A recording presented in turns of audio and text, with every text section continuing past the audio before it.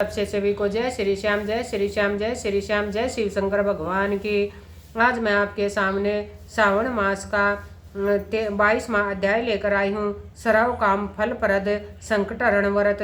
जय शंकर भगवान की, जय गिरजा मैया की।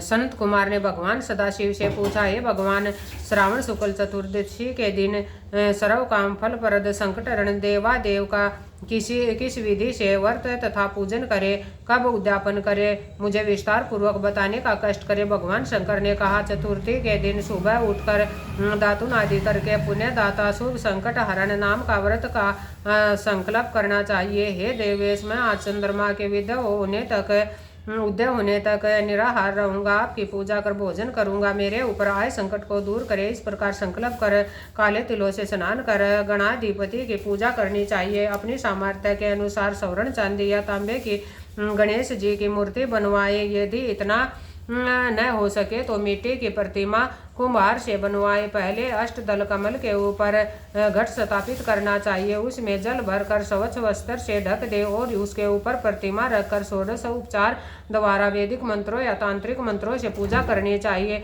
शुद्ध घी के तिल का 10 लड्डू बनाए, उनमें से 5 गणेश जी के लिए रखे। भक्ति द्वारा देवता की भांति ब्राह्मण की पूजा करनी चाहिए और दक्षिणा देकर प्रार्थना करनी चाहिए। आपके निमित्त इन 5 लड्डुओं को फलों तथा दक्षिणा सहित दे रहा हूँ, आप इन्हें ग्रहण करें, आपत्ति से मेरा उद्धार करे। जो कुछ मैंने द्रव्यहीन कम या अधिक दिया है, हे विपर रूप गणेश्वर, वह सब परिपूर्ण हो। इसके बाद ब्राह्मणों को स्वादिष्ट भोजन कराना चाहिए और चंद्रमा को अर्घ्य देना चाहिए। इस प्रकार विधि पूर्वक व्रत करने वाले पर गणेश जी प्रसन्न हो जाते हैं और मनवांछित फल प्रदान करते हैं। इस व्रत के करने से विद्यार्थी को विद्या, धनवान और धन को पुत्र की अभिलाषा करने वाले को पुत्र प्राप्त होता है, रोगी को रोग से छुटकारा मिल जाता है। अब मैं तुम्हें पूजा तथा जप के मंत्र बतलाता हूँ। पहले ओंकार शब्द, फिर नमः, फिर हे रंभ के बाद लंबोदर शब्द, इसके बाद संकट निवारण शब्द को चतुर्थ्यांत बनाकर अंत में स्वाहा शब्द कहना चाहिए। वैसे यह 21 अक्षरों का मंत्र है। मनुष्य को 10 दिशाओं की पूजा करनी चाहिए। निम्नलिखित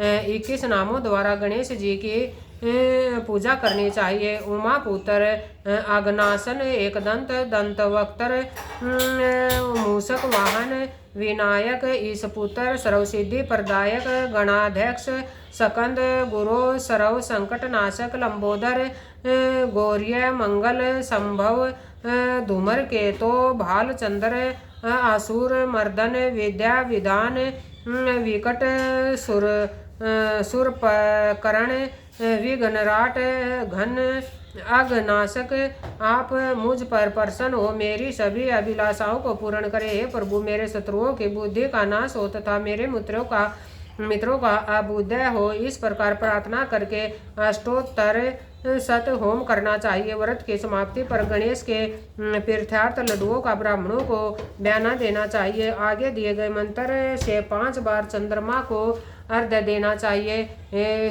शिरोधारण, वंशभूत, अग्निगोत्र, समुद्भूत, सारिन, रोहिणी सहित मेरे दिए हुए इस अर्घ्य को स्वीकार करे। तत्पश्चात ब्राह्मणों को स्वादिष्ट भोजन करवाना चाहिए, फिर स्वयं भोजन करना चाहिए। 4 मास तक यह व्रत करने के बाद 5वें मास में उद्यापन करना चाहिए। साधक को पहले व्रत कुंड की शक्ति अनुसार मूर्ति बनानी चाहिए।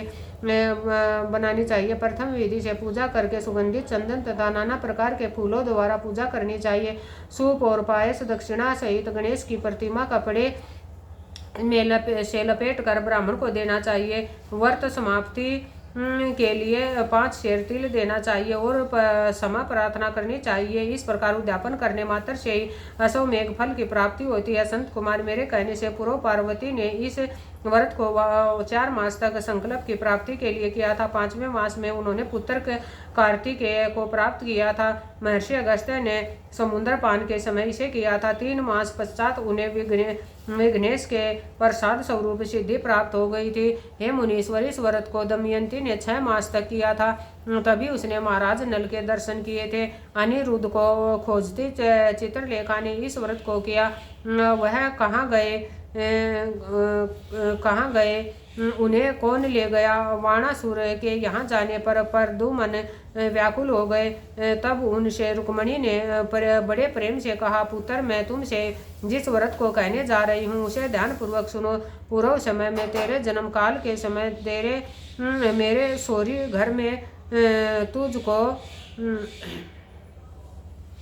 एक राक्षस चुरा कर ले गया था। बस मेरा हृदय तेरे वियोग से छलनी हो गया। मैं रोती थी कि मैं अपने लाल का मुख कब देखूंगी। उस समय जब दूसरी स्त्रियों के पुत्रों को देखती तो पुत्र वियोग से पागल हुई। मैं कहती, कहीं यह मेरा पुत्र तो नहीं। इस तेरे वियोग का दुख झेलते हुए कई वर्ष व्यतीत हो गए। प्रभु कृपा से हमारे यहाँ लोमस ऋषि आ गए। उन्होंने मेरी दशा को देखकर मुझसे संकट चतुर्थी का व्रत करने को कहा। उनके आज्ञा अनुसार मैंने 4 बार यह व्रत किया। व्रत के प्रभाव से तुमने वापिस लौटकर संबरासुर का वध किया था।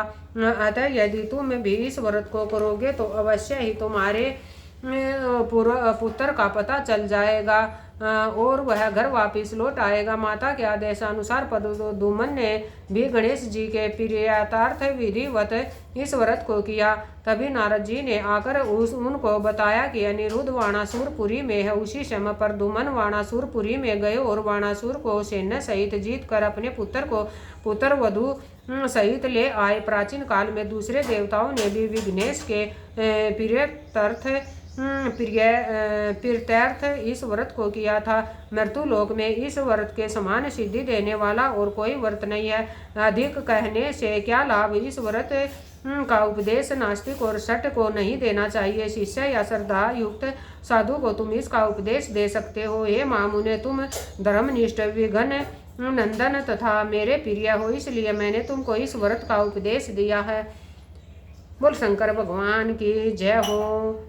श्रावण मातम का 22वां अध्याय संपूर्ण। 23वां अध्याय।